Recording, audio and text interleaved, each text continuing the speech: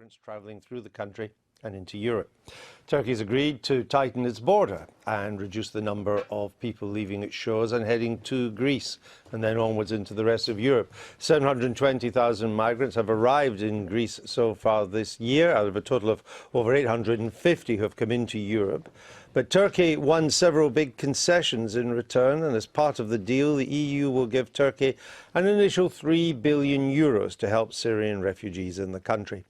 Turkish citizens will be able to travel to Europe visa-free within a year, as long as certain conditions are met. And negotiations on Turkey joining the EU will be reopened. The Turkish Prime Minister said it was an historic day in Turkey-EU relations. Some say the EU has been too generous. But German Chancellor Angela Merkel said Turkey should not be left alone to deal with the migrant crisis. And we're joined now by the UKIP MP, Douglas Carswell. Hi. Welcome. What's wrong with this deal? I can see, from Turkey's point of view, why it's a good deal, but I think it's a pretty disastrous deal for Europe and a bad deal for us. I mean, first of all, they get EU membership negotiations to resume. Now, I wouldn't want EU membership on a friend, and I'm a friend of Turkey, and I think it would be bad for them. But they get £2 billion a year, 3 billion euros, 400,000 pounds sorry, 400 million of which we contribute to. But 400,000 refugees per year will now be shared out amongst the Schengen countries. Now, of course, we're not in Schengen, but once you've been allocated to a Schengen country and you've got your residency papers, you will have the right to come and live in this country. Imagine that you're part of the quota that gets allocated to Portugal or Italy, where there's high unemployment. The moment you get your residency papers, you can move from Portugal to Peckham or Italy to Ipswich, and no one's asking whether we agree with this, and I think it's a really bad deal for us. OK. Caroline Lucas, what do you say to that?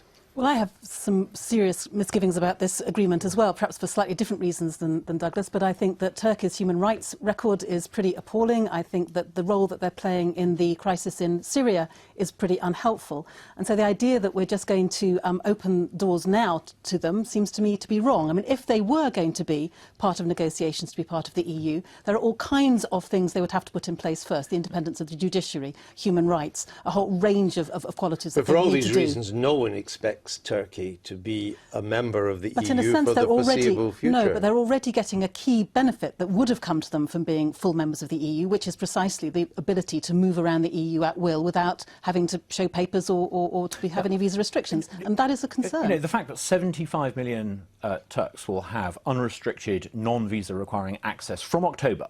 Now, people say, you know, that doesn't confer on them permanent right of residence. But, you know, Europe doesn't have a way of logging people in, so they're going to stay in. How do we know that people coming into the Schengen area from October are not simply going to remain there? And once they've obtained residency rights, they will, I'm sure, move to this country. So why didn't the British government oppose this if it was so bad? Indeed. You may notice that I'm not a defender of the current government. Indeed, I've noticed that.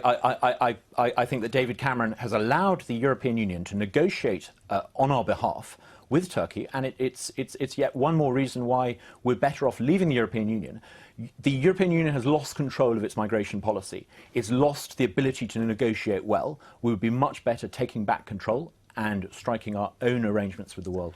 Obviously, you don't agree with that, but the European Union clearly felt it had to do something to try and at least get a grip of this uncontrolled migration that is currently coming in. And even though we've moved now, as of today, into the winter months, it will become, I suspect, a humanitarian crisis. Absolutely. Even worse now. They felt they had to do something, and didn't they use what tools they have available, which is money and some agreement? They know that they can't put a fence up. They know that it can't be Fortress Europe.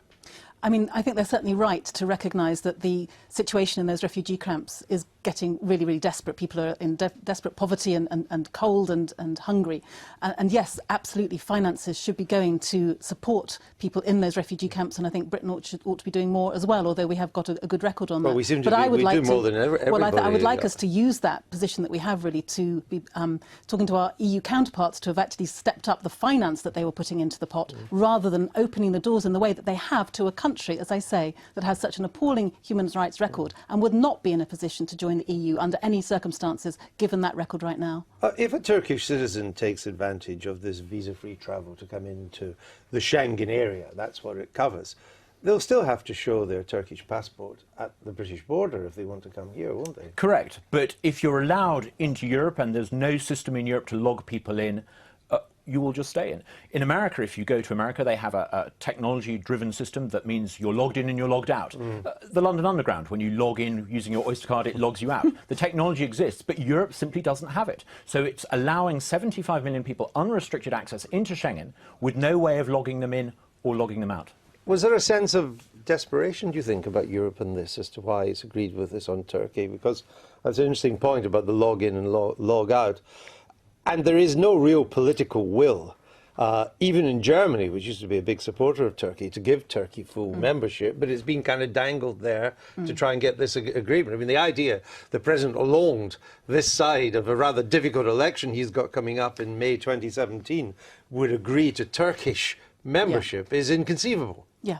No, I think that's right. I think it's a slightly cynical move. I think that obviously people are very worried about vast numbers of refugees coming, and in a sense they're trying to outsource the problem to leave it to be Turkey's problem, and to let's shove them a bit of money, give them a few benefits, and let's hope that we can close our eyes to it. And for that reason, it's really worrying too. Andrew, a few years ago, the problem was Europe not being able to manage its currency, and that crisis is still going. Now we see Europe not being able to provide basic leadership over the migration crisis. Maybe the problem is that Europe, as currently constructed, simply can't organise the affairs of 500 million people this way, and maybe we need to leave the European Union and take back control. It's such a shame that's always where you end up, because I would like to agree with so much of your analysis, but you know, when we blame the EU for that, I think we need to be clear that the people that we're blaming are the current governments of the EU. The EU institutions have actually done a pretty good job at doing Caroline, this. I don't blame the EU. I blame successive British administrations that have signed us up to this failing All right, two quick state. questions since I've got you here.